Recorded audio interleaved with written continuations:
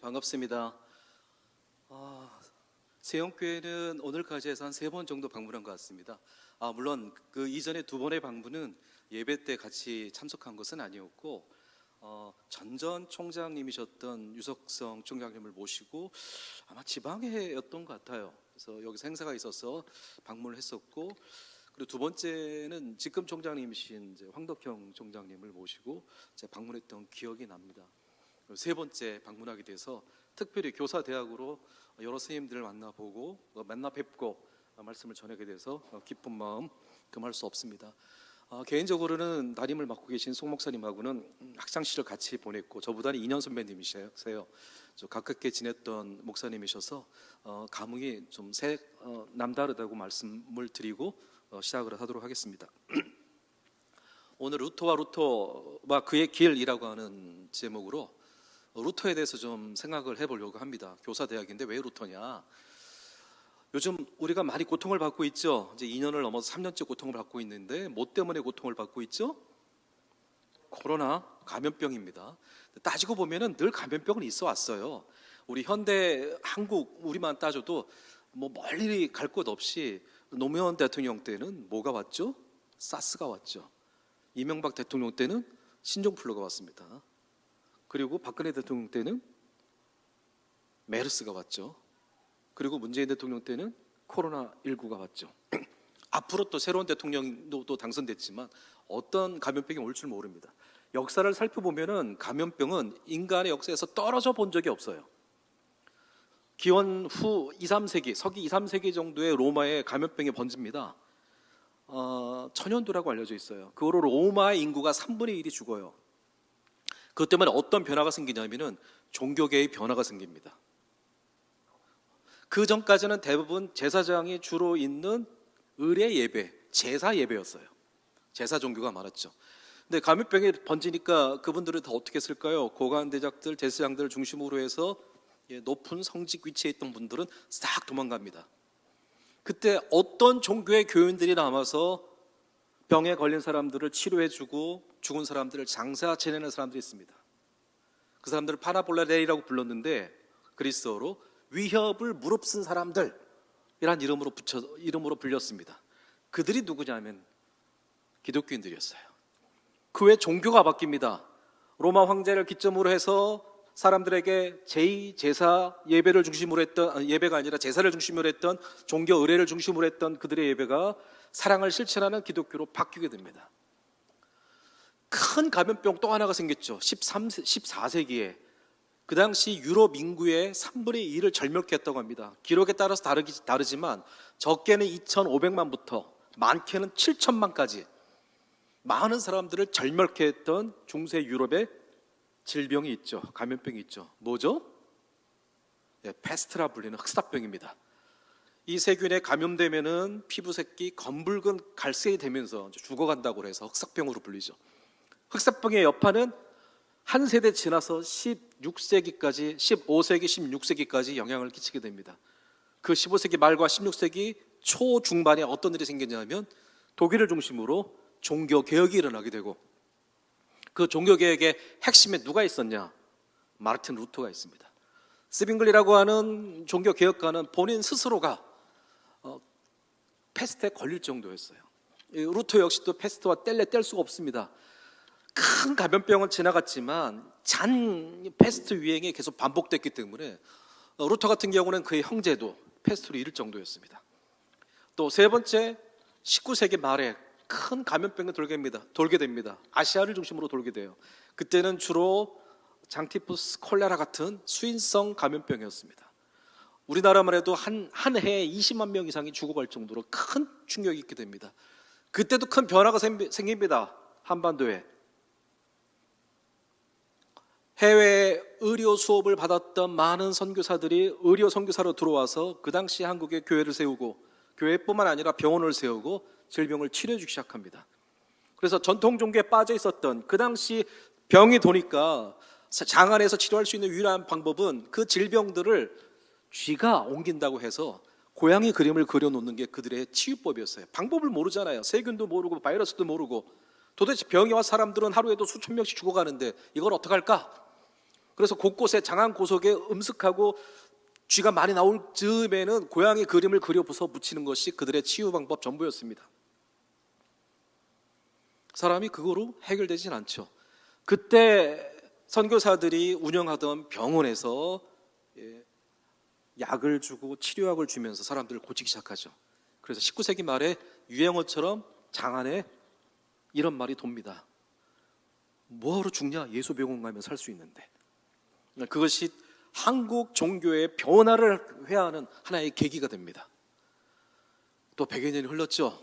21세기 전 세계에 큰 감염병 팬데믹으로 코로나19가 돌아왔습니다. 변화가 생길 겁니다. 어떤 변화가 생길지 루터를 통해서 반면교사를 삼을 수 있지 않을까 싶어갖고 오늘 제가 루터를 여러분께 소개시켜 드리려고 합니다. 또 한 가지 이유는 제가 2년 전에 루터 갖고 책을 하나 샀습니다.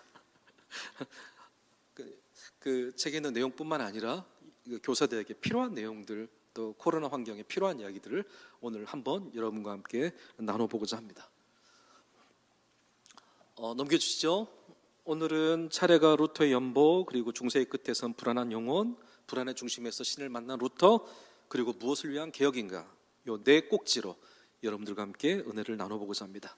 먼저 첫 번째 그림을 살펴보면은 밀레니엄 1999년에서 2000년으로 넘어가는 시기에 미국의 그 히스토리 채널에서 쭉 사계의 여러 전문가들을 통해 갖고 설문조사를 했습니다. 지난 1000년 동안에 인류에게 큰 영향을 끼친 100명의 사람을 뽑아 주십시오 라고 하니까 이렇게 제가 10등까지 뽑았죠. 1등이 구텐베르크입니다. 구텐베르크가 어떤 역할을 했죠? 금속 활자 인쇄술을 만들었죠. 지금 여러분들이 문명의 혜택을 받고 있는 모든 핵심 근간을 디자인해 준 사람이 이 구텐베르크예요. 독일 사람이죠. 엄청난 큰 역할을 한 사람입니다.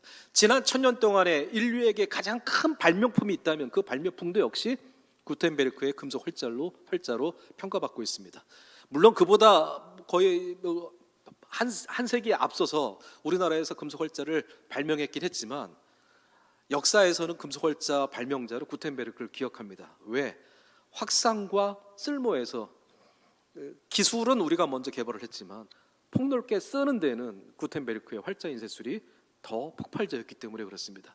그 구텐베르크의 활자 인쇄술이 폭넓게 확산하는 데 큰 역할을 했던 것이 뭐냐면 마르틴 루터의 면벌부에 저항하는 95개의 조항과 그가 번역한 성경이었습니다. 그 덕에 유럽 사회가 바뀌게 되는 걸 볼 수 있죠.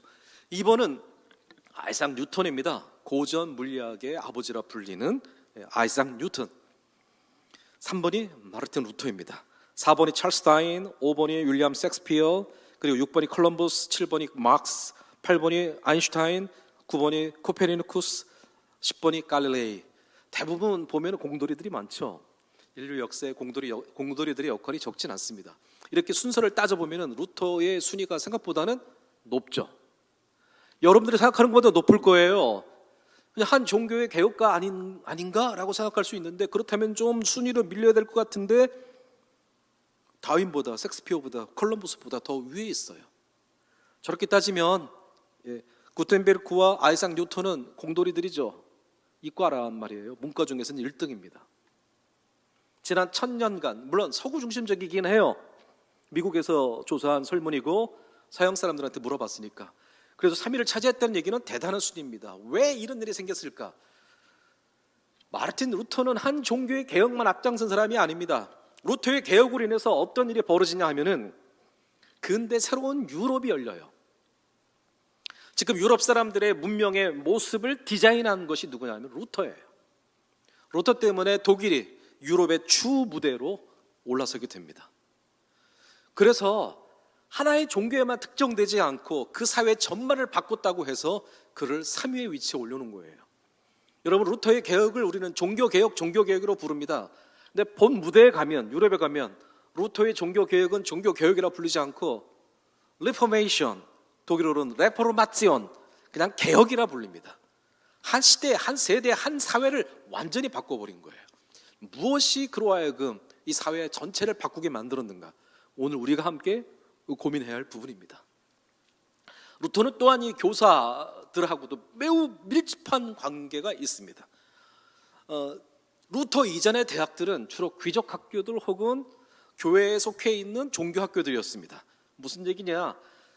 귀족들이 와서 고관이 그 공무원이 되기 위한 귀족 교육을 받든지 아니면은 종교 학교로 가갖고 성직자 훈련을 받든지, 학교는 보통 그랬어요. 그래서 왕실에서 세우든지 교회에서 세우든지, 그 당시 주로 성당이죠. 루터에게 변화가 생깁니다. 루터는 공교육을 시작합니다. 누구나 교육받을 수 있는, 유럽 최초로 남녀노소 가리지 않고 모두에게 교육의 기회를 줘야만 한다고 주장했던 사람이 마르틴 루터입니다. 왜? 바로 루터의 구원관과 연관이 됩니다. 구원을 받기 위해서는 가톨릭처럼 교회에 와서 7가지 성사에 참여하고 미사를 드리고 구회 성사를 하고 견지선례를 하고 그런 7가지 성사를 인생 내대로 반복하면서 드릴 것이 아니라 말씀을 통해 직접 하나님을 만나야 되기 때문에 그래요. 말씀을 읽으려면 어떻게 해야 되죠? 읽을 수 있는 문자 교육을 받아야 될 거 아니에요. 거기서 어느 누구는 제외될 수 없는 거죠. 아이러니하게 재미있게도 눈여겨봐야 할 부분은 서양 공교육의 시작은 종교교육이었다는 이야기예요. 말씀을 읽고 그 말씀의 성령의 감화를 통해서 살아계신 하나님을 느낄 수 있고 체험할 수 있고 그로 인해서 구원의 감격을 느낄 수 있도록 루터는 공교육을 디자인하게 됩니다. 놀라운 변화 중에 하나는 그 가운데 여성도 집어넣었다는 이야기예요. 서양의 역사를 봐도 19세기 말 20세기 초반에 들어서 여성들도 투표하기 시작합니다. 그런데 이미 15세기에 16세기에 여성들에게도 교육을 시작했다는 얘기는 놀라운 획기적인 개혁이라고 볼 수밖에 없죠. 그래서 루터 교회가 세워지는 곳마다 학교도 같이 세워집니다. 그런 것까지 염두에 두면서 같이 봤으면 좋겠습니다. 이 그림을 통해서 제가 여러분께 드리고 싶은 이야기는 딱 한 가지입니다. 루터 생각보다 큰 인물이에요. 루터 생각 이상의 역사적으로 위대한 일을 한 사람이라고 보시면 됩니다. 루터의 한번 잠깐만 살펴보도록 하겠습니다. 길게 할 수는 없을 것 같고요. 넘겨주세요. 짧게만 말씀을 드리도록 할게요. 1483년 12월 10일 아이슬레번에서 태어나고 이후에 아이슬레번에서 죽게 됩니다. 그런데 아이슬레번에서 산고로 따지면 1년이 될까 말까예요. 태어나자마자 얼마 안 돼가지고 옆 동네에 만스펠트로 이사를 갔고 주로 비텐베르크라고 하는 도시에서 살다가 우연히 말년에 만스펠트에 있는 동네로 출장을 갔다가 급사를 하게 됩니다. 그래서 급하게 자기 고향으로 오게 돼서 만스펠트랑 그 아이슬레벤은 거의 붙어 있는 동네거든요. 그곳에서 삶을 마무리하게 됩니다. 그 상구로 따지면 이제 몇 년 되진 않죠. 그래서 정작 루터가 낳고 태어나고 죽은 곳인데 루터 유적은 그렇게 많지는 않아요. 아무튼 그 이후에 만스펠트에서 유년기를 보내고 학교 생활을 시작하게 됩니다. 루터의 아버지는 농부였다가 약간 돈을 벌 수 있는 기회가 생겨요. 그래서 만스펠트로 이사를 가서 구리 광산을 운영하게 됩니다. 그래서 그 당시 다른 사람들보다는 그냥 생떼 농부들보다는 어느 정도 돈을 만졌던 것 같고, 그래서 라틴어를 가르치는 학교에 진학을 시키게 됩니다. 그 당시 라틴어 학교에 교육을 받기 시작했던 얘기는 더 좋은 신분을 얻을 수 있는 기회를 받았다고 보시면 되고 먹고 살만했던 사람이다라고 보시면 됩니다. 그 이후에 이제 막데부르크와 아이젠하크에서 학업을 하게 되고, 그다음에 1501년부터 1505년까지는 에어프루트 대학에서 학사 및 석사 학위를 취득하게 됩니다. 그리고 나서 이 양반이 큰 변화가 있어서 아구스티누스 수도회에 입회를 하게 됩니다. 기록된 것을 살펴보면은 상당히 죽음에 대한 불안감이 컸던 사람인 것 같습니다. 그 내용은 제가 나중에 잠시 말씀을 드리게 되겠고요. 이분은 죽음에 대한 그 불안감을 해결하기 위한 방법 중에 하나로 수도회에 입소를 하게 됩니다. 부모의 의지와 부모의 바람과는 달랐죠. 그 당시 일반인들은 태어나면은 출세할 수 있는 길이 세 가지가 있었습니다. 세 가지 직업을 얻는 것이 일종의 일반인으로서 출세하는 길인데, 그래서 그 직업을 얻기 위해서 대학을 진학하게 됩니다. 이 대학은 앞서 얘기했던 학사와 석사라고 하는 것은 우리로 따지면 대학교 4학년을 얘기하고, 직업을 얻기 위해서는 대학원 과정에 세 전공을 선택해야 됩니다. 그게 뭐냐면 그 전통이 서양에는 그대로 이어지고 있어요. 로스쿨, 법학 전문대학원이죠. 또 한 가지는 메디컬 스쿨, 의학 전문대학원이죠. 또 한 가지는 디비니티 스쿨, 신학대학원입니다. 그러니까 그 당시 평민은, 귀족들은 이제 고급 정치를 하게 되고 고급 지위에 올라서, 일반인들은 대학에 들어가서 기초 교육을 받고 대학원 과정에 설치되어 있는 법학, 신학, 의학을 공부해서, 이 세 전공의 특징은 뭐냐면 라이선스, 홀로 영업소를 차릴 수 있는 라이선스를 부여합니다. 예, 그래서 이 자격증을 가진 사람들은 자기 개인 영업소로 표현하기 그렇지만 교회에 갈 수 있고, 예, 법무사무소를 차릴 수 있고, 그리고 의원을 차릴 수 있다는 이야기입니다. 그래서 이 세 개의 전공을 배우는 것이 그들의 목적이라고 보시면 됩니다. 마르틴 루터는 머리가 영특했어요. 그래서 그의 부모는 이미 동생 둘을 흑사병으로 잃었죠. 똑똑한 장남이 있는데 공부를 잘해요. 그러니까 법학이나 의학으로 가서 세속적으로 좀 성공하기를 원했고, 그래서 빨리 결혼도 해갖고 자식을 낳기를 원했어요. 똑같이 출세를 하지만 신학대학원 간다는 얘기는 그 당시는 개신교가 등장하기 전이니까 결혼하지 않는다는 것을 의미로 합니다. 그래서 아버지와 관계가 매우 안 좋아져요. 아버지는 결혼해서 법학을 전공하고 결혼해가지고 자식을 잊기를 바랬는데 루터는 그와는 전혀 다른 삶을 살았다고 보시면 됩니다. 아무튼 그런 과정에 있었고요. 그 다음에 1507년 넘겨주세요. 사제소품을 받고 신학교육을 시작합니다. 이제 이 당시 왜 이런 일이 생겼느냐? 지금 우리 목사 안수를 받기 위해서는 어떻게 합니까? 신학교육을 다 끝나고 7년제입니다. 지금은 4년 신학과 마치고 일반 학과나 신학 전공을 마치고 3년 신학대학을 마치고, 그리고 이제 그 담임 목회, 전담 목회를 3년 혹은 5년 정도 해야지 목사 안수를 받게 되죠. 일반 교육이 끝나고 실습 과정을 끝낸 다음에 목사 안수를 받게 되는데, 루터 때문에도 해당 지역이나 수도원에서 똘똘하면 먼저 신부를 만들고 신학 교육을 시킵니다. 왜 이런 일이 생겼을까? 패스트 때문입니다. 흑사병. 흑사병이 생겼을 때 어느 직종이 가장 큰 피해를 입었을까요?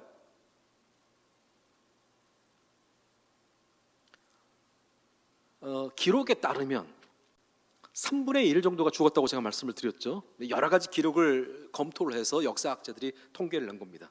근데 그 중에 더 많은 피해를 입은 직군이 있습니다. 누구냐 하면 사제들이에요. 신부들이에요.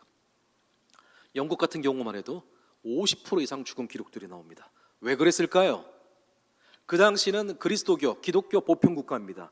나서 성장하고 자라서 병들고 늙어 죽는 모든 것들을 어디서 관리합니까? 국가가 아니라 교회가 관리합니다. 태어나도 누구한테 제일 먼저 갖고 옵니까? 데리고 옵니까? 아이들을.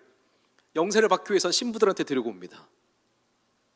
견신례를 받기 위해서, 15세가 돼서 견신례를 받기 위해서 누구한테 또 데려옵니까? 교회로 데려옵니다. 사람이 아파요. 누구한테 데려갑니까? 신부한테 데려갑니다. 누구를 모셔옵니까? 신부를 모셔옵니다. 사람이 죽어요. 누구한테 가서 마지막으로 임종했던 것을 선언받습니까? 신부한테 데리고 갑니다. 감염병이 돌면은 어쩔 수 없이 신부들은 그 감염병 환자들과 제일 많은 신체적 접촉을 할 수밖에 없어요. 그래서 어떤 일이 생기느냐? 루터 직전에 종교개혁이 있기 전에 그 당시 환경에서는 교회가 텅 비어요. 100명 있던 신부가 50명, 40명으로 줄어든 거예요. 그래서 어떤 일이 벌어지느냐? 교회가 있지만, 성당은 있지만 신부가 없어요. 그러나 아까 말씀드렸던 것처럼 기독교 보편국가로 사람이 태어나서 성장해서 병들고 늙어 죽는 모든 것들을 다 교회가 관장하기 때문에 교회를 비워둔 채로 둘 수가 없죠. 그래서 어떡합니까? 아무나 갖다 박아놔요. 심지어 8살짜리 신부도 있었고요, 13살짜리 추기경도 있습니다. 추기경은 주교급 중에서 누구예요? 교황을 뽑을 수 있는 권한이 있는 아주 높은 고위 성직자인데, 일부러 그러고 싶은 게 아니라 사람이 없다 보니까 종교교회, 그 성당 조직을 잘 아는 집안에서 자기 집안에 좀 이렇게 뭐 그런 역할을 할 수 있을 만한 사람이 있다면 신학교육을 받기 전에라도 그냥 가서 다 박아두는 거예요, 여기저기. 그래서 기록에 따르면 어떤 신부는 한 10개 성당 정도를 관할했다고 합니다. 그건 제대로 신앙교육을 할 수가 없다는 말과 다를 바가 없죠. 요즘 같은 시대에 차 타고 다니면서도 하루에 10교회 설교하기 쉽지 않을 거예요.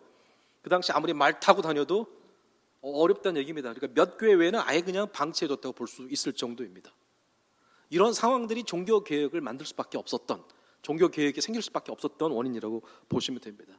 루터도 성경을 잘 읽고, 이 사람은 아까 말씀을 드렸잖아요. 강박 증세가 있을 정도로 죄의식에 대한 그 강박 증세가 심했다고 말씀을 드렸습니다. 그래서 수도원에 지도 신부가 있었는데 하루에도 10번, 20번씩 지도 신부를 찾아갑니다. 신부님, 저 죄진 것 같아요. 고해성사 받아주세요. 하도 괴로우니까 이 양반이 방법을 따로 합니다. 기도하는 법을 아끼고, 네가 마음에 심란함이 생겼을 때는 성경을 읽어라. 성경을 읽습니다. 읽어도 과하게 읽어요. 너무 읽어서 성경을 다 외워버려요. 지나가다가 누가 막 얘기하게 되면 루터 입에서는 그 몇 절 몇 절부터 몇 절 몇 절까지 있어. 성경이 쭉 나올 정도였습니다. 그러니까 수도원에서는 아주 소문나게 되는 거죠. 쓸만한 사람이다. 곧바로 신부를 사제소품을 주고 신학교육을 시키게 됩니다. 그 얘기예요. 그래서 1511년부터 12년까지 박사학위를 받고 비텐베르크에서 교수직을, 자기의 선생을 이어서 시작을 하게 됩니다. 넘겨주세요. 루터의 부인인 카트리나 폰 보라입니다. 루터보다는 연하죠. 16살 연하예요. 그리고 수녀 출신입니다. 루터와 이 카트리나 폰 보라가 결혼했을 때 유럽이 아주 센세를 일으켰던 거예요. 가톨릭 입장에서는 아주 눈에 가시 같은 루터가 결혼을 해도 하필 누구랑 합니까? 신부랑 하게 되는 거죠. 신부가 아니라 수녀랑. 신부와 수녀가 결혼하는 일이 벌어지게 됩니다. 이 카트리나 폰 보라는 아주 당차고 똘똘했고, 그 루터를 도와서 실제로 루터의 종교 개혁을 완수하는 데 결정적인 공헌을 했던 사람이 이 카트리나 폰 보라입니다. 짧게만 말씀드리고 지나갈게요. 우리 할 얘기가 뒤에 계속 있으니까. 수녀원에서 있다가, 여러분 옛날에 수녀원에 누가 가는지 혹시 아세요? 수도원과 수녀원에 누가 가는지 혹시 아십니까? 신앙적인 그 동기 때문에 수도원에 갈 수도 있고 수녀원에 갈 수도 있어요. 그거 외에도 수도원에 가고 수녀원에도 갔습니다. 어떤 사람들이 수도원에 갔냐면은, 그 당시 유럽은 그 가문의 경제적 이권과 정치적 이권은 장남을 중심으로 이어지게 됩니다. 근데 장남 이외에 둘째, 셋째 중에서 똘똘한 놈이 나오게 되면 고민이 되는 거예요. 형제들끼리 싸우거든요. 그래서 교통정리가 필요한 경우에는 어떤 방법을 취했냐면은, 형보다 똘똘한 둘째나 셋째를 수도원으로 가게 해요. 그래서 세상에서 이제 존경받는 고위직 성직자로 키우기 위한 방법이라고 보시면 됩니다. 그래서 나름대로 교통정리를 합니다. 그럼 여성들 같은 경우에는 어떤 경우에 수녀원을 가느냐? 귀족 가문이 있는데 갑자기 이런저런 이유로 몰락하기 시작합니다. 뭐 사업을 잘못했을 수도 있겠고, 뭐 전쟁에 가서 뭐 아버지가 죽을 수도 있겠고, 그런 경우에 그 여자 자식들 같은 경우를 수녀원에 맡겨서 17세까지 양육시켜 줄 것을 부탁하게 됩니다. 만 17세가 되어서 자기가 계속 서원을 이어갈 것을 결정을 해서 수녀가 될 수도 있지만, 17세가 되어갖고 돌아올 수도 있기 때문에 시간을 버는 거죠. 한 10년, 몇 년 이상 벌어서 가문이 회복되면 돌아올 수 있는 길을 열게 됩니다. 카트리나 이름을 보세요. 마르틴 루터는 그냥 마르틴 루터죠. 루터 가문의 마르틴이에요. 마르틴이라는 이름은 그가 마르틴 성일날 영세를 받았기 때문에 마르틴이라는 이름을 붙입니다. 그 당시 유럽 사람들이 이름을 붙이는 흔한 것 중에 하나예요.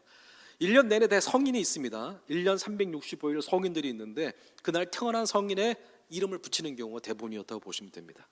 카트리나 폰 보라는, 보라라고 하는 성 앞에 뭐가 있죠? 폰이 있죠. 폰. 이거는 유럽에서는 귀족들이 붙이는 이름이에요.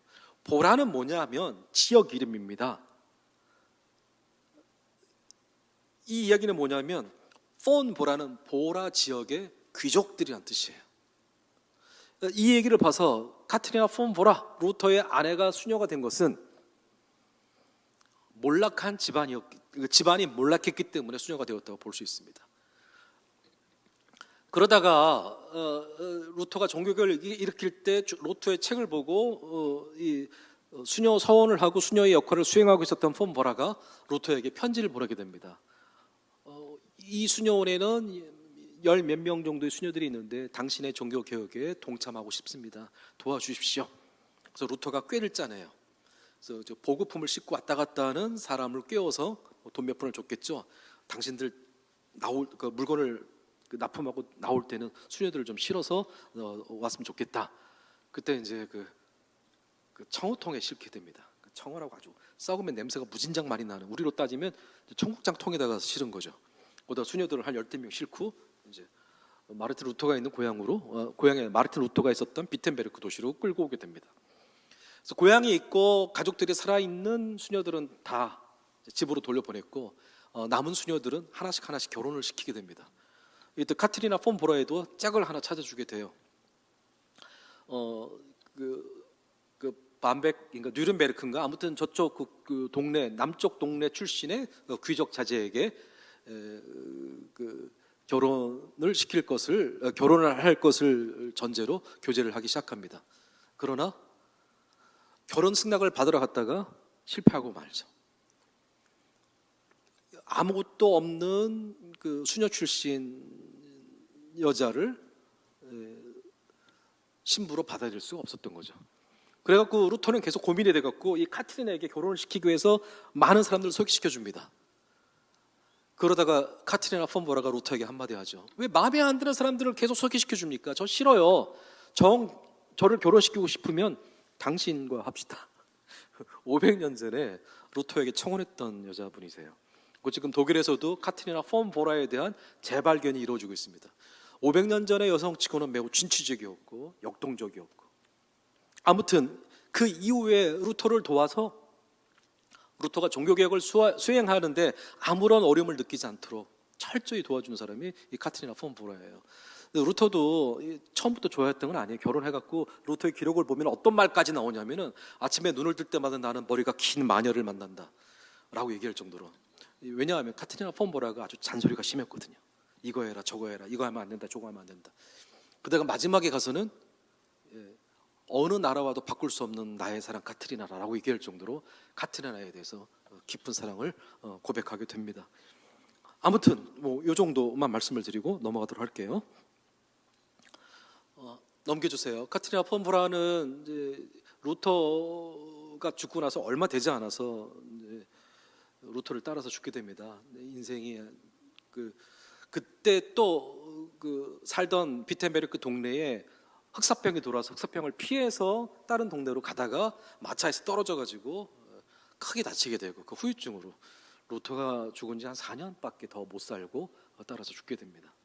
그래서 이 두 분의 사랑 이야기는 두고두고 많은 사람들의 입에 회자될 정도의 유럽에서는 아주 유명한 이야기라고 보시면 됩니다. 자, 넘어가도록 합시다. 이제 우리들의 본론인데 본론 첫 번째 주제는 중세의 끝에선 불안한 영혼입니다. 어떤 일이 있었느냐? 요 대목에서는 루터가 종교개혁을 일으키기 직전에 유럽에서는 어떤 일이 있었는가입니다. 넘어가 보도록 합시다. 여러분, 김연아 선수가 피겨를 탈 때 생상의 죽음의 춤, 죽음의 무도라고 여러분들은 알고 있죠. 죽음의 무도에 따라서 춤을 춰가지고 피겨 여왕이 되었던 것을 우리가 알고 있습니다. 그때 죽음의 춤이라고 하는 것이 여러분 생상이 즐겨 듣는 감상용 음악으로 만든 것이지 실제로 있었습니다. 14세기, 15세기에. 아까 말씀드렸죠. 유럽 인구의 3분의 1이 뭐로 죽습니까? 패스트로 죽죠. 장난이 아닌 거예요. 여러분 살고 있는 동네에 3분의 1이 죽었다고 따져보세요. 죽음에 대한 불안감이 말로 할 수가 없죠. 살 수가 없어요. 견딜 수가 없어요. 그래서 그때 어떤 유행하는 일이 생겼냐 하면은 사람들이 어느 날만 되면은 무덤가로 갑니다. 무덤가로 가고 떼거지로 모여갖고 수십 명이 모여서 춤을 춰요. 잊고 싶은 거죠. 이게 하나의 장르가 돼서 그림으로까지 나오게 됩니다. 그림을 한번 봅시다. 한 장 넘겨주세요. 이런 식이에요. 세상에서 보면은 많은 평판을 얻을 수 있는 높은 사람들, 높은 귀족들, 신부들, 또 군사들, 다양한 사람들 바로 옆에 누가 있습니까? 해골들이 같이 있죠. 백골들이 같이 춤을 춥니다. 이것이 의미하는 바는 뭡니까? 죽음은 늘 항상 내 옆에 있다. 루터도 역시 그 죽음에 대한 불안감에 하루하루를 견디지 못했던 사람이라고 보시면 됩니다. 또 넘겨주세요. 흑사병이 유럽 사회를 점령하게 되죠. 왜 그런 일이 생겼느냐? 뭐 따질 건 없어요. 현실로 와 있고 이 병 때문에 수없이 많은 사람들이 죽어나갔죠.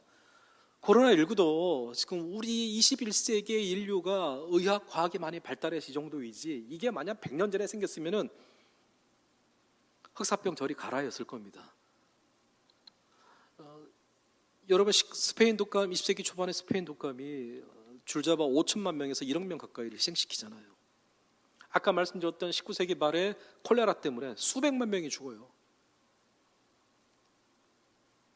우리는 병의 원인과 피할 수 있는 방법, 도구들, 그리고 치료약도 개발을 해가지고 잘 버텨서 이 정도인데, 그나마 우리는 한 10,000명 정도 죽었지만 미국은 100만 명 죽었잖아요. 우리랑 비슷한 그게 다른 나라, 유럽 나라들은 다 10만 명 이상 죽었다고요. 이게 100년 전에 생겼다고 생각하면 정말 참혹할 정도죠. 우리는 실감되진 않지만 제가 말씀드렸잖아요. 3, 4세기 로마에서는 천연두가 한번 돌아서 그 인구의 3분의 1이 죽었다고요. 국가 자체가 흔들리고 바뀔 정도예요. 이게 자기보다 한 세기 전에 그런 일이 있었고 동시대 사람들도 패스트로 죽어가는 것을 보고 있다고 따져보세요. 그 공포감은 말할 수가 없는 겁니다. 넘어가죠. 또 전쟁의 소문이 끊임이 없어요. 우리 시대에도 전쟁이 일어났죠. 저 러시아의 푸틴이 이런저런 욕망 때문에 전쟁을 일으키고, 저 한반도도 그렇고 대만 해역도 그렇고 계속해서 전쟁의 소문이 스물스물 피어나고 있죠. 근데 그 당시만 해도 동시대 혹은 한 세기 전에 백년 전쟁, 장미 전쟁 등등으로 수없이 많은 나라들이 전쟁의 올가무리에서 헤어나질 못했던 때였습니다. 지금 제가 이 말씀을 드리는 것은 여러분 루터의 마음으로 한번 들어가 보란 얘기예요. 루터가 편안한 가운데 이렇게 말씀을 읽다가 개혁해야지, 이게 아니란 말이에요. 그게 생존과 관계된 문제예요. 실제로 감염병 때문에 죽고 있고 전쟁의 소문은 끊임이 없고, 이 문제에 대한 해결을 원했는데 교회는 어떻다고요? 한 장 넘겨주세요. 사람들을 더 이상 끌고 갈 수 없는 상황입니다. 아까 말씀드렸죠. 그 이유 중에 하나가 패스트 때문에 많은 신부들이 죽고 나서 사회를 이끌 만한 신부들의 숫자가 절대적으로 모자랐을 뿐만 아니라 남은 사람들은 그나마 있는 종교 권력을 독점하고자 서로 쌈박질을 할 때였습니다. 여러분 잘 알고 있는 아비뇽 뉴스, 아비뇽의 신부를, 그 교황을 가둬둔 거죠. 그때 어떤 일이 생기냐면은 15세기에는 교황이 3명이에요. 이태리 교황, 프랑스 교황, 스페인 교황, 뭐 어쩌라고 도대체. 각각의 사람들이, 그 고위직 신부들이 그 교황 하나씩 세워놓고 자기 영역을 확보를 해가지고 서로 종교 권력을 독차지하려고 하는, 실제로 그 한 세대 전만 해도 수없이 많은 교회들이 신부들의 죽음으로 인해서 텅텅텅 비어 있는데 그것들을 살릴 생각을 하지 않고 자기들의 이권만 채우려고 했던 것이 그 당시의 모습입니다. 성직록, 월급이죠. 교회 내 월급을 둘러싸던 만연한 성직 매매가 횡행하게 됩니다. 율료 2세라고 하는 사람의 경우에는 교황에 오르기 전에 아비뇽과 볼로나의 대주교를 비롯해서 총 5개의 대주교 직과 수십 개의 고위 성직을 유지하고 있었습니다. 다 헤쳐먹은 거죠. 이탈리아에는 특히 메디치 가문이 전횡이 심했습니다. 아까 말씀드렸죠. 유명한 유력한 가문에서는 장남들 외에 차남이나 삼남 같은 경우에는 수도원에 보내서 고위직 성직자로 만들었다고. 이 가문은 교황을 만들기로 유명한 가문입니다. 루터 때 교황이었던 레오 10세도 이 가문 출신입니다. 그 당시 교황을 만들기 위해서는 추기경들에게 표를 부탁해야만 했죠. 맨입으로 안 되죠. 수없이 많은 돈들이 들어가게 됩니다. 그러니까 유력한 집안의 경제적 도움이, 지원이 없으면 교황 선출도 될 수가 없어요. 그렇게 해서 교황이 선출되면 어떤 일이 생깁니까? 회수를 해야 될 거 아니에요. 돈을 썼으니까. 이게 면몰부가 나오게 되는 하나의 계기가 됩니다. 이 교황 레오 10세도 재밌는 사람이에요. 13살에 추기경이 됩니다. 그리고 신부는 분명히 결혼할 수 없는데 16명의 자녀가 있습니다. 길리스토 3세라고 하는 교황은 자신의 아들 사위 신부인데? 그 당시에는 다 뒤로 정부들이 있었기 때문에 그래요. 심지어 그 정부까지 추기경과 주교를 비롯해서 고위직 성직에 앉히게 됩니다. 중세의 봉건제도도 교회 타락에 한몫을 합니다. 가문의 권력과 경제적 이득 분배를 위해서 아까 말씀드렸던 것처럼 성직을 이용하기 때문에. 루터의 심정이 되어보세요. 한쪽에서는 계속 100년이 지났는데도 감염병으로 사람들은 죽어가고 있죠. 죽어가는데도 전쟁은 쉼없이 하고 있죠. 자기들을 영적으로 이끌어줄 수 있는 교회는 자기들의 세계에서 빠져서 타락의 늪에서 헤어나질 못하고 있죠. 도대체 어디에 희망을 얻고 어디에 기대를 하고 어디서 빛을 봐야만 할까요? 그 당시 루터의 마음입니다. 루터가 개인적으로 남긴 기록들을 보면은 그런 데서 오는 절박감을 토로한 곳이 한두 군데가 아닌 것을 보게 됩니다. 이런 와중에 한 장 넘기겠습니다. 하나님에 대한 이미지는 점점 강력해집니다. 주변 환경이 녹록하지 않고 감염병이 돌고 전쟁이 돌고 하니까 하나님은 무서운 이미지로 그려지게 됩니다. 심판자로, 죽음을 주는 존재로, 이런 상황에서 사람들은 또 점차 바뀌게 되는 걸 볼 수 있죠. 하나님이 점점 무서워지니까 교회에서는 교회에 와갖고 문제를 처리하고 해결할 것을 요청을 하게 됩니다. 근데 아까 말씀을 드렸잖아요. 이것도 역시 감염병 때문에 교회가 비어있단 말이에요. 자기들에게 도움을 줄 신부는 너무 멀리 있어요. 근데 급하게 사람들은 아파요. 내 새끼가 배가 아파요. 아버지가 열이 올라요. 어떻게 해요? 주변에 있는 사람들을 불러다가 쓸 수밖에 없죠. 그럼 누구한테 쓸까요? 민간 치료나 요법을 많이 아는 사람들한테 부탁을 할 수밖에 없습니다. 그 사람들은 뭐가 될까요? 나중에 마녀가 됩니다. 사람들의 신앙심을 자극하는 어떤 동기가 필요하죠. 그런데 그 당시에는 라틴어를 알아들을 수 있는 사람이 전체 인구의 2%밖에 안 돼요. 그런데 모든 예배 집전, 미사 집전은 라틴어로 진행을 합니다. 나이 드신 분은 아실 거예요. 우리도 5, 60년 전만 해도 성당 가면 라틴어로 강론을 했어요, 신부님들이. 그리고 신자가 되기 위해서는 몇 마디 해갖고 큐리에 크리스토스 에비에 이런 식으로 반응하는 거 몇 개만 배우고 나머지는 다 라틴어로 이제 해버리면은 못 알아듣는 거죠. 신앙심이 촉발이 안 됩니다. 그러니까 사람들이 어떤 일이 생기느냐? 성물을 수집을 하기 시작해요. 성물은 뭐냐면 쉽게 생각하면 그겁니다. 베드로의 뒷다리 뼈, 바울의 이빨 뼈. 교회들이 그런 거 수집하는데 혈안이 돼 있었던 거예요.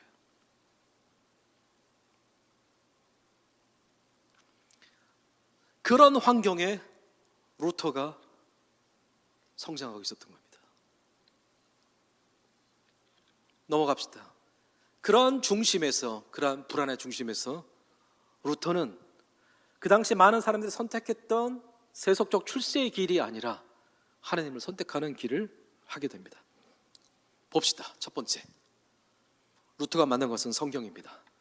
성서, 성경 하니까 여러분들, 지금도 여러분들 흔히 볼 수 있는 게 성경이잖아요. 루터 당시에 이 성경은 얼마 정도 했을까요?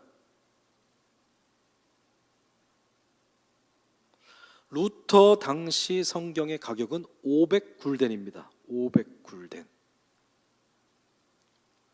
감이 잘 안 오시죠? 1굴덴은 성인 남자가 한 달 정도 일하고 받을 수 있는 급여예요. 쉽게 따지죠. 한 100만 원 정도 받았다고 따져봅시다. 100만 원 곱하기 500 얼마죠? 5억짜리예요. 여러분들은 한 몇만 원 정도만 주면 성경책 한 권을 사는 그 환경에 있잖아요. 그 당시에는 성경을 하나 만들기 위해서는 어떤 일이 벌어지느냐? 종이가 없었죠. 양피지에다가 성경을 쓸 수밖에 없었습니다. 성경, 신구약 성경 한 권을 쓰기 위해서는 양 300마리를 잡아야 합니다. 그리고 뭐로 씁니까? 잉크에 그 펜으로 쓰죠. 그 펜을 만들기 위해서는 오리 100마리 정도를 잡아야 됩니다. 그 깃털을 쓰기 위해서. 자, 이 성경책 하나에 양 300마리가 들어가 있어요. 오리 100마리가 들어가 있고, 그리고 전문 필경사가 신약 구약 나눠서 1년 8개월 정도, 거의 2년 정도 열심히 써야지 다 쓸 수 있을 정도입니다. 그러니까 이 책이 비쌀 수밖에 없었죠. 그러니까 성경을 갖고 있는 사람이 있었을까요? 없었을까요? 신부도 성경을 가질 수 없는 상황이에요. 수도원이나 큰 성당이나 왕들이나 귀족들이나 보관용으로, 과시용으로 하나 갖고 있는 것뿐이지 볼 수가 없었던 성경이에요. 근데 루터는 성경을 보지 못하다가 대학교 들어가서 대학 도서관에 전시되어 있는 성경을 처음으로 만나게 됩니다. 여러분들이 평소에 성경을 대하는 것하고는 느낌 차원 자체가 다르다는 이야기예요. 그때 그가 쓴 글을 보세요. 젊은 나는 에어프로트 대학 도서관에서 성경을 처음으로 보았다. 나는 완전한 성서 전체를 읽는 큰 즐거움을 가졌다. 당시로서는 가져본 적이 없었던 기회였다. 성경을 읽을 수도 없는 환경에서 완전한 성경을 봤을 때 라틴어를 읽고 쓸 수 있었던 루터 입장에서는 큰 변화를 가질 수밖에 없었다는 이야기입니다. 지금 여러분들이 보고 있는 성경에 대한 감흥하고는 비교도 할 수 없을 정도의 큰 감격이 그에게 있었다는 것을 여러분들이 기억해 주셔야 된다는 이야기예요. 두 번째 봅시다. 1505년 7월 2일 22살 젊은 나이로 아버지 집에 갔다가 자기가 공부하는 에어프로트로 돌아오는 길가에서 슈투테른하임이라고 하는 아주 조그만 그 골목이 아니라 언덕에서 벼락을 체험하게 됩니다. 벼락을 맞았다는 얘기가 아니에요. 벼락이 쿵 떨어지니까 큰 삶의 변화를 또 얻게 되는 거죠. 모든 자연물 위에 그것들을 지배하고 명령하시는 하나님에 대해서 더 생각할 수밖에 없었고, 그는 아버지의 뜻을 어기고 법학을 전공하라고 하는 아버지의 뜻을 어기고 곧바로 에어프로트로 가서 아우구스투스 수노회에 들어가서 수도사가 됩니다. 이게 그 인생의 큰 하나의 변화였다고 보시면 됩니다. 세 번째, 아까 말씀드렸죠. 1507년에 그가 신부가 먼저 되었다고. 루터의 마음을 지금 여러분 이해하기 위해서 제가 이 말씀을 드리는 겁니다. 첫 번째 사제서품을 받게 되면은 미사를 집전하게 됩니다. 그러면 그의 가족들이 와갖고 첫 번째 축상을 받게 됩니다. 우리도 비슷하잖아요. 목사 안수를 받으면 제일 먼저 와서 안수기도를 받으려고 하잖아요.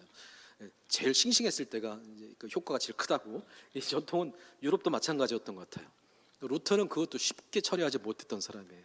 남들은 사제서품을 받고 목사 안수를 받으면 절차에 따라서 받기 때문에 늘 그렇게 받는구나라고 생각하겠지만, 이 사람은 어떤 식으로 생각을 했냐면은 아직까지 부족하고 미천하고 더럽기 짝이 없는 내가 어떻게 하나님의 성체를 대할 수 있는 신부가 될 수 있을까 두려움에 버들버들 떱니다. 그래서 그의 첫 번째 미사를 참여하기 위해서 왔던 아버지가 중간에 실망해서 돌아갈 정도로 그의 동료들의 도움이 없이는 미사를 성공적으로 수행할 수 없을 정도로 떨었던 그의 상태를 보게 됩니다.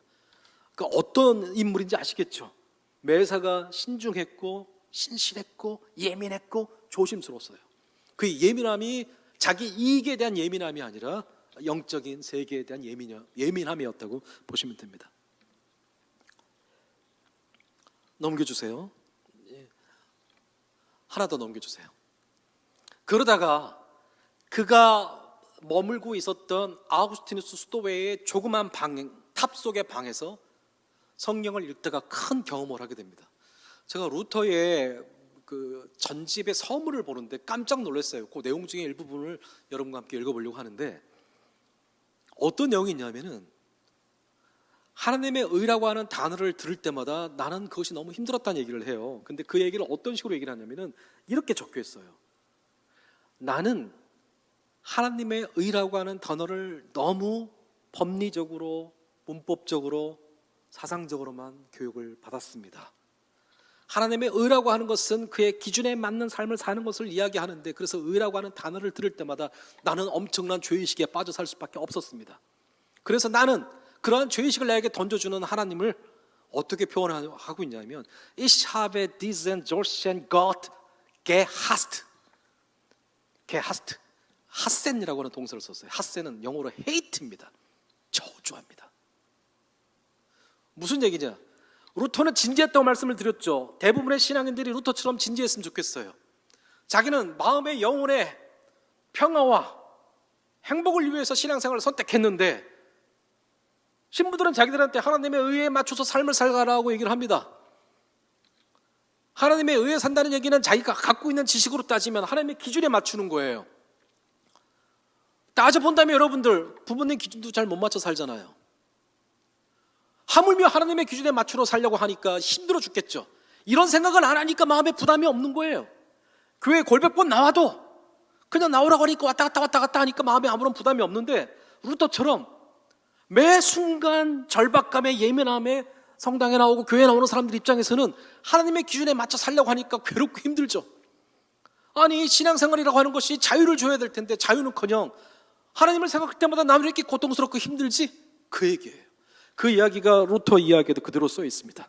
Mit so großem Hass, wie ist es über das Wort Gerechtigkeit Gottes gehasst hatte. 아까 제가 말씀드린 그대로예요. Mit so großem Hass, 아주 커다란 증오감으로 이전에 나는 하나님의 의로라고 하는 단어를 gehasst, 저주했습니다. 그런데 mit so großer Liebe, 아주 커다란 사랑함으로 hielt ich jetzt dieses Wort als das allerliebste hoch. 지금 이 말씀을, 이 단어를, 하나님의 의라고 하는 이 단어를 가장 사랑스러운 말로 높여드리고 있습니다. So ist mir diese Stelle des Paulus. 그래서 내게 지금 이 루터의 말씀은, 바울의 말씀은, 우리가 같이 읽은 로마서 1장 17절, 하나님의 의는 믿음으로, 그리고 복음에는 그 말씀을 in der Tat, 실제로 die Pforte des Paradieses gewesen, 내게 낙원에 이르는 문이 되었습니다. 이게 종교의 핵심입니다. 그 전까지 가톨릭에서는 하나님의 은총을 참여하길 원하십니까? 교회로 오세요. 교회로 오면 7가지 거룩한 행사로, 성사로 여러분들이 하나님과 함께 있다는 것을 증명해 드리겠습니다. 그 얘기했습니다. 그래서 고행도 하고 고해 성사도 하고, 그에 따라서 고행도 하면서 채찍질로 자기 몸을 때리기도 하고, 무릎으로 계단을 기어 오르기도 하면서 자기 마음에 평안이 오기를 기대했는데 오지 않았다는 거예요. 그래서 그의 마음이 너무 힘들고 어렵고, 이렇게 힘들고 내 무릎이 까지고 피가 철철 나도 도저히 마음의 평안을 얻지 못하도록 만드는 하나님이 저주할 수밖에 없었다고 고백하게 됩니다. 그러다 말씀을 읽다가 그의 변화가 오게 됩니다. 지금까지 그가 하나님의 의를 잘못 읽었다고 하는 것을 깨우치게 되는 것이죠. 성서에서 얘기하는 하나님의 의는 기준을 세워놓고 기준을 맞춰라 라고 우리에게 강요하는 법률과 같은 것이 아니라, 여전히 싸가지 없고 보잘것없는 우리임에도 아버지의 사랑을 가지고 우리를 값없이 돈 없이 와서 하나님의 자녀가 될 권한을 주셨다는 것을 의미하는 겁니다. 다시 얘기하자면 루터의 발견은 뭐냐면, 루터가 탑 안에서 말씀을 통해서 하나님의 의에 대한 본뜻을 발견하기 전까지 루터 신앙생활의 목적은 하나님이었습니다. 하나님이 원하는 기준을 맞춰 살자, 하나님이 원하는 기준대로 살자. 그래서 너무 힘들었던 거예요. 그러나 탑 속에서 기도와 말씀을 읽으면서 하나님을 만난 루터는 그 기준이 바뀌게 됩니다. 신앙생활이라고 하는 것은 저 높은 위치에 있는 하나님의 기준을 내가 따라가는 것이 아니라, 이 싸가지 없고 보잘것없는 나를 하나님이 당신의 딸과 아들로 만들어줬다는 사실을 받아들이는 것에서부터 시작한다는 이야기입니다. 즉, 내 신앙생활의 목적이 하나님이 아니라 내가 하나님의 구원의 완성을 위한 도구요 목적이었다는 것을 깨닫는 것이 신앙생활이었던 것이죠. 루터는 그 깨달은 이후에 마음이 너무도 기뻤습니다. 그가 얘기하는 칭이론의 핵심이 거기에 있어요. 문제는 자기 혼자만 갖고 있어서는 안 되겠죠. 그것을 밖으로 이웃에게 전해야만 했습니다.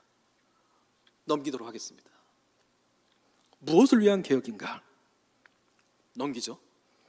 아까 말씀드렸던 그 사고방식으로 성경에서 언급되고 있는 그 법적인 언어들은 법률적 언어가 아니라 법률적 언어로 표현되고 있긴 하지만 우리에 대한 하나님의 사랑의 표현인 것을 루터는 가르치기 시작합니다. 어렵게 가르칠 수가 없었죠. 루터는 그 당시 다른 교수들 같지 않고 라틴어를 쓰지 않고 독일어를 썼습니다. 심지어 욕설도 막 쓰기 시작해요. 루터가 아주 욕을 잘해요. 그것도 막 남을 해코자 하는 욕이 아니라 왠지 우스갯스러운 욕들 있잖아요. 뭐 교황님 뭐 이렇게 뭐 어떻고 저떻고 이렇게. 왜? 사람들이 이해해야만 하니까. 자기가 깨우치고 자기가 받아들이고 자기가 경험한 이 성서의, 성경의 이 참된 의미를 사람들에게 전달하기 위해서 그는 매우 쉬운 말로 성서를 사람들에게, 학생들에게 가르치기 시작합니다. 아주 인기가 좋았어요. 그래서 루터는요, 좀 지나가는 얘기로 그 당시 비텐베르크 영주였던 프레드리히 3세가 황제를 뽑을 수 있는 권한을 갖고 있는 선제후예요. 높은 거죠. 그 얘기는 뭐냐면 황제와 가족이란 얘기예요. 로열 패밀리죠. 황제의 삼촌이기도 합니다. 루터 덕분에 어떤 일이 생기느냐? 학생들 수가 늘어요. 학생들 수가 늘면 뭐가 늘죠? 등록금이 늘잖아요. 그 루터 얘기하면 특히 다른 교수들 같지 않고 몇 배 이상의 급여를 줍니다. 아주 이쁨을 받던 루터예요. 그만큼 실력이 있고 인기가 있었던 분이 루터였죠. 루터는 왜 그런 일을 했느냐? 사람들과 함께 자기가 깨우친 바를 공유하기 위해서 그랬다고 보시면 됩니다. 두 번째, 넘겨주세요. 이런 와중에 변화가 하나 생깁니다. 레오 10세가 취임을 하고 성 베드로 성당을 만들게 됩니다. 그 패스트 때문에 침체해진 가톨릭을 다시 한번 이렇게 세워보고자 이제 큰 대형 사업을 일으킨 거죠. 돈이 모자르니까 어떤 일을 하죠? 여러분들은 면죄부로 얘기가 되고 있는데 본래 의미는 면벌부예요. 죄를 없애주는 게 아니라 죄 때문에 받게 되는 벌을 없애주는 겁니다. 가톨릭의 오래된 전통 중에 하나예요. 면벌부를 발행하게 됩니다. 그 면벌부를 발행하는데 좀 과하게 나갔죠. 심지어 그 면벌부 통해 동전이 땡강하고 떨어지는 순간 너희 가족들이 연옥에서 하늘나라로 옮겨지게 될 것이다. 그리고 이 면벌부는 마리아보다도 훨씬 가치가 있고 이런 식으로 막 떠벌리게 되는데 그걸 도저히 루터는 받아들일 수가 없었던 것이죠. 그래서 1517년 10월 30일 날 비텐베르크 성교회당 문에 95개 교회의 논제를 내걸었다고 알려져 있습니다. 근데 제가 여러 가지 조사를 해보니까 내걸지는 않았어요. 내걸었다는 얘기는 그를 도와서 같이 종교개혁을 일으켰던 멜랑흐톤이 루터가 죽은 지 40년 이후에 루터를 보다 더 드라마틱하게 극적으로 꾸미기 위해서 새벽녘 아직 날이 어두울 즈음에 그가 95개의 논제를 가지고 땅땅땅땅 비텐베르크 성교회당 문에다가 박았다라는 식으로 표현했을 뿐이지 실제로는 요 날짜에 편지를 보냅니다. 주변에 있는 그 고위직 신부들 그리고 그 목회자들 교수들과 함께 토론을 하자고, 이 몇몇 문제가 있다 토론을 하자고. 그래서 라틴어로 보내게 됩니다. 그래서 아무런 영향이 없어요. 그 당시 아까 라틴어 읽을 수 있는 사람은 유럽 전체 인구의 2%가 될까 말까 정도밖에 안 됐기 때문에. 그래서 1517년 10월 30일은 종교개혁일로 얘기가 되고 있지만 실제로 종교개혁을 위해서 큰 일은 없었습니다. 변화는 1518년 1월 정도에 영향이 있게 됩니다. 그 사이에 누군가 루터의 이 라틴어 95개 논제를 독일어로 바꾸게 됩니다. 그래서 복사를 해서 여기저기 퍼뜨리게 되죠. 그것이 들불처럼 루터와는 상관없이 유럽 전역에 퍼져지게 생깁니다. 그래서 루터의 글을 보면 이런 말이 나올 정도예요. 넘겨주세요. 이것은 내 의도도 아니었고 배포되기를 바란 것도 아니었습니다. 말씀드렸죠. 토론을 위해서 이야기를 나누기 위해서 편지를 보냈던 것뿐이었으니까 많은 사람들한테까지 이렇게 확산될 거라고는 생각을 못했고 의도했던 것도 아니었던 거죠. 처음에 나는 그저 다른 사람들의 의견을 듣기 위해 몇몇 사람들과 함께 토론하기를 원했던 것뿐입니다. 다시 말하자면 이 논제들이 거부되든지 버림받든지 아니면 인정받고 발행될 수 있는지를 묻고 싶었던 겁니다. 이제 이 논제들은 나의 예상을 뛰어넘어 너무나 많이 인쇄되어 방방곡곡에 배포되었기에 나는 이것을 쓴 것을 후회했습니다. 그 자체를 후회했다는 얘기는 아니에요. 넘겨주세요. 그것은 사람들이 이 진리를 알게 된 것이 기쁘지가 않아서가 아닙니다. 이것이야말로 정확히 내가 바라던 것 그 이상이었습니다. 하지만 나는 이것이 사람들을 규원하는 올바른 방식이라고 생각지는 않습니다. 왜냐하면 나는 아직도 몇 가지 문제에 대해서는 의심을 가지고 있기 때문이며 만일 내가 이것을 예상했더라면 이렇게 확산될 것을 생각했더라면 그 논제 안에서 많은 것들을 다르게 말했거나 좀 더 명확하게 표현하거나 또는 어떤 것은 완전히 빼버렸을 것이기 때문입니다. 무슨 얘기냐면은 이렇게 퍼질 줄 알고 이렇게 대중적으로 확산될 줄 알았으면 조금 더 잘 쓸 걸 그냥 막 썼는데 어떡하지? 근데 할 수 없지 뭐. 내 본래의 의도와는 달라졌지만 그 내용만큼은 틀리는 것이 아니기 때문에 오케이 이 정도로 생각하시면 됩니다. 그래서 실제로 종교개혁의 불길은 1518년 1월부터 시작되었다고 보시면 됩니다. 그렇다면 이 종교개혁은 어떤 의미를 담고 있느냐? 넘겨주세요. 루터가 개혁하려고 했던 것은 여러분 흔히 생각했던 것처럼 카톨릭이라고 하는 어떤 제도 조직이 아닙니다. 루터가 사용했던 종교, 렐리기오라고 하는 단어는 지금 우리가 생각하는 단어하고는 좀 달라요. 그가 생각했던 그 단어는 경건함, 믿음, 신앙, 신실함이라고 하는 단어에 더 가깝습니다. 루터는 개혁 운동을 통해서 어떤 것을 하고자 했던 것이냐면은 단순히 그리스도 교회의 조직을 개선하려고 했던 것뿐만 아니라 그것에만 있던 것이 아니라 하나님의 임재와 은총 그리고 구원에 대한 기존 가톨릭 교회의 독점적 해석을 바꾸려고 했던 겁니다. 따라서 종교개혁은 넘겨주세요. 해석학적 운동이에요. 믿음에 대한 관점을 바꿔야만 된다는 얘기예요. 이미 이야기는 제가 아까 말씀드렸죠. 독일어 설명해 드리면서 그 전까지는 하나님을 기준으로 삼고 자꾸만 그것을 따라가려고 하는 데서 하나님이 우리를 선택했다고 하는 그 상황으로의 변화를 얘기하는 것이 종교개혁의 핵심입니다. 루터의 작업은 신앙을 언명하는 그 방법, 신앙적 언명에 대한 해석을 바꾸려고 했던 것입니다. 루터가 보기에 그것이 원래 본래적인 것이었고 성경에 기반을 둔 것이고 초기 공동체로 돌아가는 것이라고 확신했습니다. 이런 맥락에서 종교개혁은 일종의 해석학적 운동이고 그렇게 루터는 당시 가톨릭이 독점한 성서와 신앙세계에 대한 독점적 해석권을 일반인들에게 찾아오려고 했던 겁니다. 그러기 위해서는 어떻게 해야 될까요? 직접 성경을 읽어야 됩니다. 그러기 위해서는 어떤 일을 해야만 했을까요? 인구의 아주 소수만 읽을 수 있는 라틴어로 되어 있는 성경을 뭐로 번역을 해야 될까요? 각 나라의 언어로 바꿔야만 합니다. 첫 번째 운동이 뭐로? 독일어로 성경을 번역하는 거였습니다. 루터 이전에 이미 독일어로 된 성경이 18종이나 있었습니다. 읽기가 어렵게 번역이 되어 있었죠. 이때 루터는 넘겨주세요. 어떤 기준으로 성경을 번역했냐 하면은 밖으로 나가서 시장바닥에서 논들고 있는 아이들이나 아녀자들도 이해할 수 있는 말로 번역을 해야 된다고 봤던 거예요. 무엇이죠? 읽을 수 있는 성경입니다. 루터 종교개혁의 핵심은 독서혁명이에요. 그래서 변화가 생깁니다.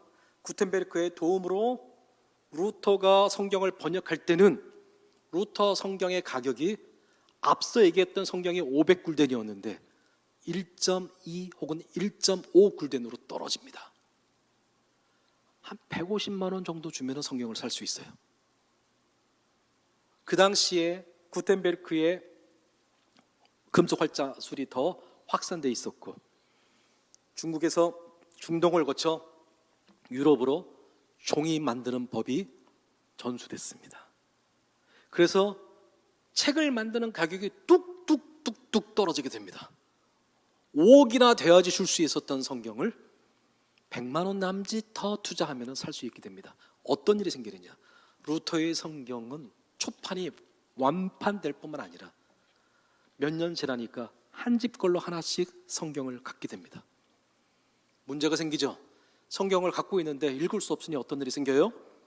독일어를 읽을 수 있는 사람들부터 중심으로 해서 어떤 일이 생기냐 하면은 루터 독서 클럽이 생기게 됩니다.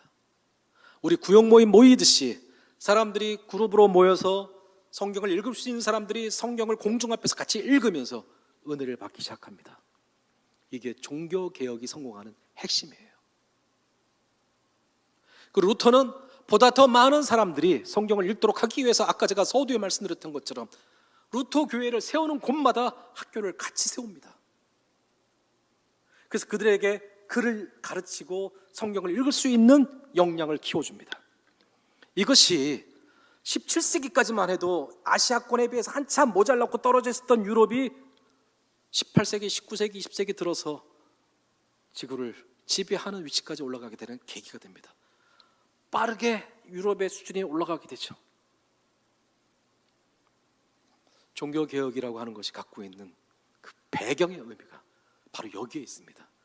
말씀을 읽고 그것도 함께 공동체로 교사대회로 모인 여러분들 그리고 함께 온라인 또 오프라인으로 참석하고 있는 여러분들 우리의 교육은 우리의 현대 교육은 신앙 교육의 핵심을 이뤘다고 보시면 됩니다.